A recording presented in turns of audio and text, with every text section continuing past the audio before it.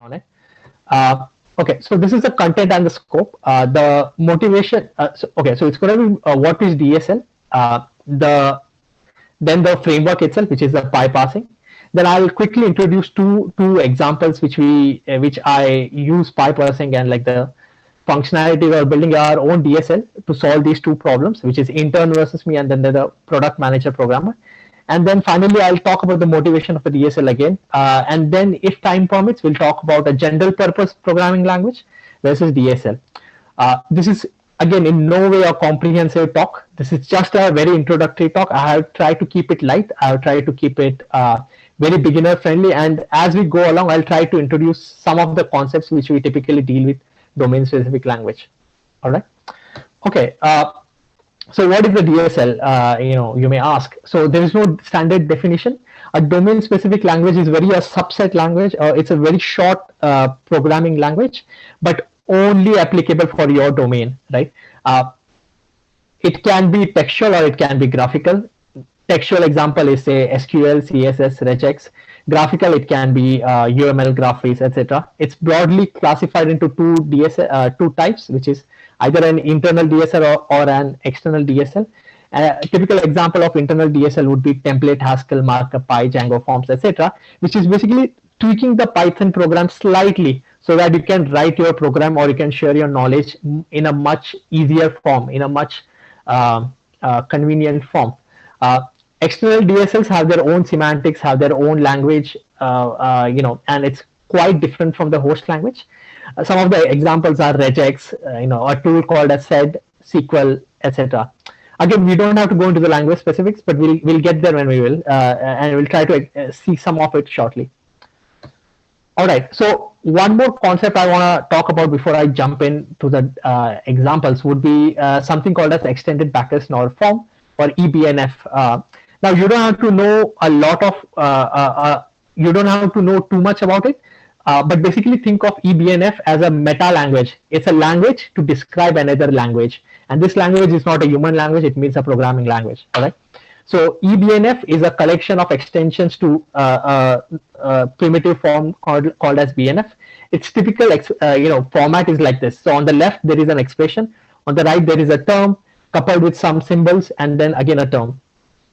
I have written too many things about optional grouping, repetition, ORing, etc. We may not go into the detail depending on how much the time permits. Okay, but long story short, EBNF is a language to describe another language. It also means that we can write the grammar for our own language in using EBNF. Okay, all right, let's move on. Okay, let's talk about pi parsing. Pi parsing is the framework which helps us implement EBNF or write EBNF in Python.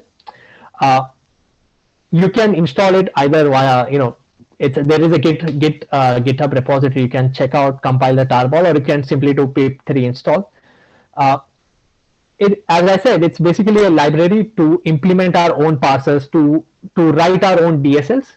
Now these DSLs technically have to be context free, and it's a type 2 level of Chomsky's hierarchy of language. It provides tool for tokenization, data structuring, and interpretation. These terms may seem heavy, but as and when we go through the example, I'll try to elucidate more. Why we use this framework? This is a very, very natural approach to parsing, which means you write the conditions as you think, which is in BNF, and it takes care of all the other stuff, especially the symbol part, etc. And then it's written in Python, which means you can access all the native data structures of Python. You can use all the goodness of Python. It typically does something called as operator overloading, which again we will see. And then use this framework, and you can use extended backers nor form with all the goodness of Python. Moving on. Okay, so this is a typical example, right? Where I work, I involve directly with a lot of engineers, and some of them are interns, right? When an intern is hired, typically they think that they're going to be writing like one of the best code they have ever written, right? These interns are typically in 3rd or 4th year. Some of them are really good, but some of them you need a little bit of supervision, right?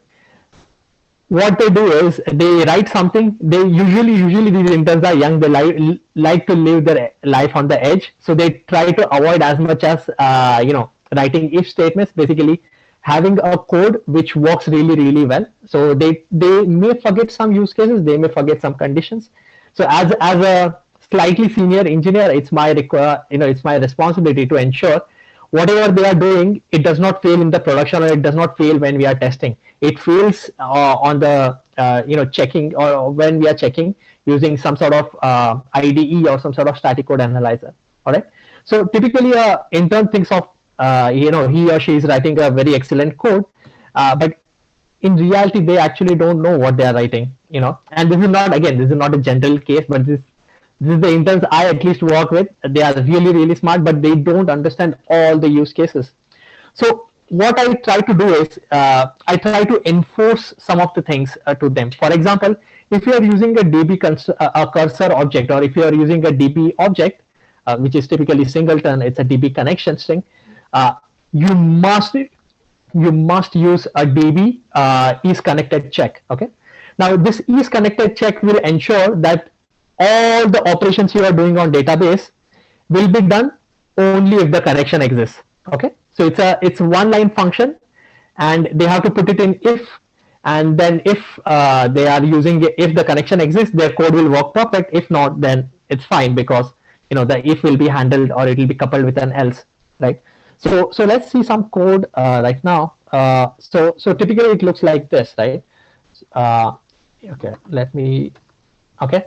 So what I try to do is their code. Okay, let me show their code, right? So it's something like this, right? The one which I have highlighted, it's like database query set my Django model object filter blah blah blah.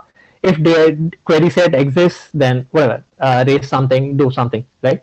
So I enforce them that what, you have to use each database connected, right? And sometimes they forget. The way I actually enforce it is by creating my own static code analyzer, and to build a static code analyzer, I use some of the tools from PyParsing. All right. So what I do is instead of querying every line and checking, oh, is there a if statement, or if there is a if statement, is there a database connected function, right? So instead of doing all of that, what I can do is I simply write a grammar, right?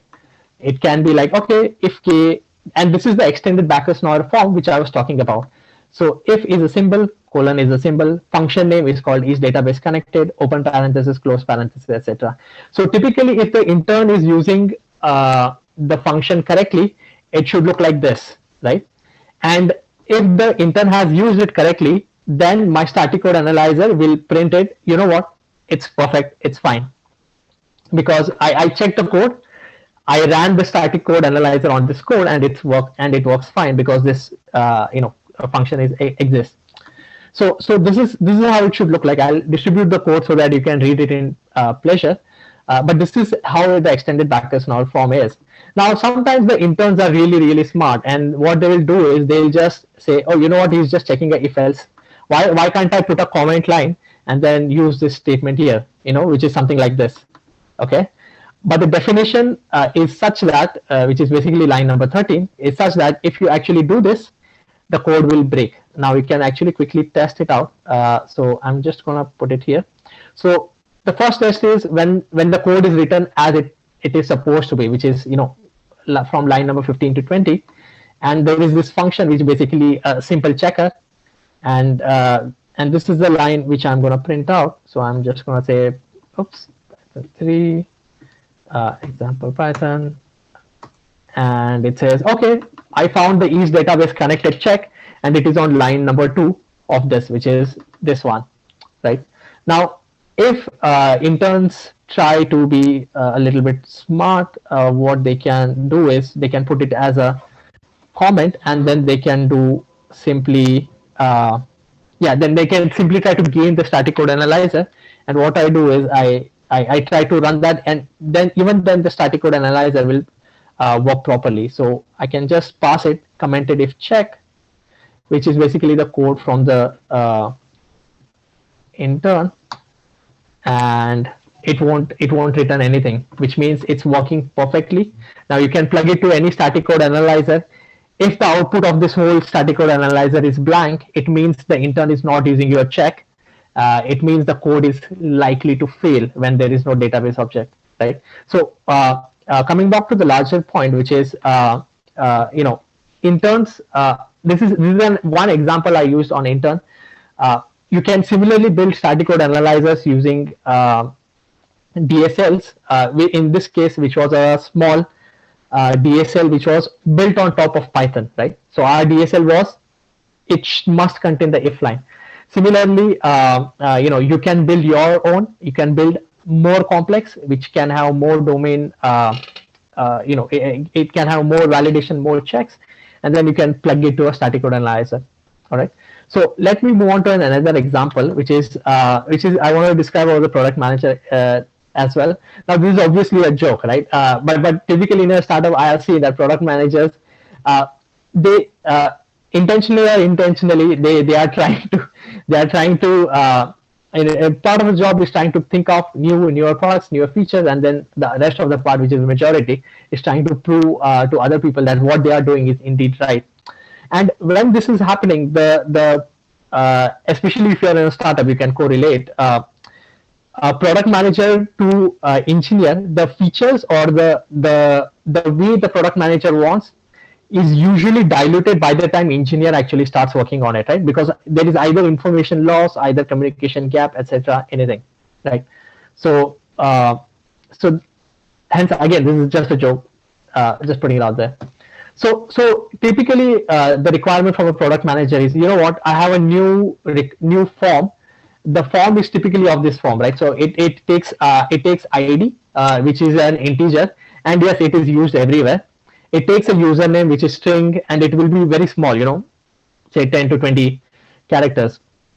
It takes age, which will be an integer, and it cannot be null. It takes weight, which is float, and it cannot be null either, right? So typically the product manager notes, it looks like something like this, So the idea is, why can't I let these notes and directly generate code out of it, So if I go to product manager and say, hey, you know what, these notes are perfect, can you type it up in slightly different form, which is like this, and then give it to me? I will generate, I'll use it for my programming, So it will be like this, right? So my user table ID integer, and slightly the same requirement, but slightly more structured, and like slightly, better keywords to explain the same requirement. All right.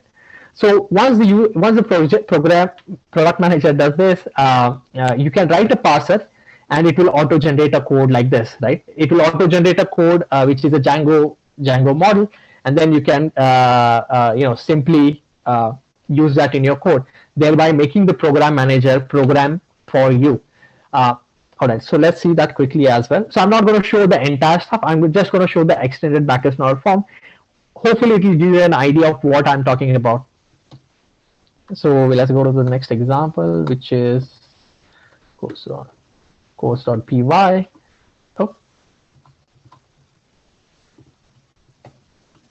All right, so this is what it should, this is what it will sort of look like. So this is the extended Backus-Naur form, which is, again, I have described several symbols, colon, arrow, new line, etc., property, and how each column name can be described. Again, you can read this in detail. And this is the sample text which the product manager will write, in a slightly more structured form. And then I can simply use the PyParsing tool. I can use this, parse definition object called table, and then use it to parse string. All right. So if I do this, I'm getting a WhatsApp text, but I'm guessing it's one of the organizers from Bell Pi. But just let me know directly. I can't read WhatsApp right now. But anyway, talking more about this. Once you do this, I'll simply run the code, which is Python course.py, and it will auto parse like the way I want it. And you can have more domain checks, and you can auto generate the code to look like this, right? So these are the two examples I wanted to show you. This is our own DSL where you can write the whole content, or you can make the product manager write it and thereby generate code, and thereby reduce your work, right? So as you see, the motivation of the DSL from these two examples would be your software has to be flexible enough. What you are trying to do by using DSL is to reduce the gap between, say, marketing, which is, or any sales, support, design, any domain expert, or in our second example would be the product, and the difference between the engineering implementation. Okay, because our domain specific language is so narrow, the problem domain, which is the form requirement, and the solution, which is the code which uses the form or creates the model, is very, very narrow because of our DSL, right? Typically, these domain experts are not good programmers. That's why you can use DSL to actually reduce that gap and reduce your effort and the gap between the problem and the solution domain. And needless to say, lower the gap, it means more precise implementation when you are actually implementing in an engineering setting, right? So this is a small graphic. So this is the implementation gap, and then this is the two halves of problem and the solution domain. The less wide the implementation gap, which is typically in case of DSL, the closer the problem and the solution domain, right? The benefits of using it is quickly summarizing is to have a simple and like focus approach towards solving problem. It should be easy to learn even from the non-programmers, because essentially you want the product manager or the sales or the marketing to actually use your modified domain specific language. And then while using DSLs, you can also build it not just for code generation or manipulation. You can also add validation checks, or you can introduce abstraction, which will reduce some of the errors which otherwise GPL wouldn't have worked. I think the last slide would be around GPL versus DSL. A GPL, or a general purpose programming language, is an example of, say, Python or Java or any one of those big languages. They are typically always Turing complete, proper, well-defined abstraction, and it is a community effort and used by a lot of people. In contrast, DSL doesn't have to be like that. It's a simple structure only for very specific problem. As you saw in the examples, it doesn't have to be Turing complete. The scope is very, very narrow. It's designed by smaller people, but it's usually for very, very solving the problem very, very quickly. And the evolution of the DSL can be really, really fast as the user base is quite small. I guess that is it. That is how I would like to wrap it up. These are the references and the links. You can take a look, or I'll distribute it later. And a quick sneaky hiring slide. If you like what you do, if you think you are interested in what we do, then you can hit me up, or you can hit careers@Makari. You can see if we do plan to hire in India. If you are interested, if you desire to work on something slightly interesting, slightly crazy solutions to some problems, definitely I'm interested. Just do let us know. I guess that's it. Thank you so much.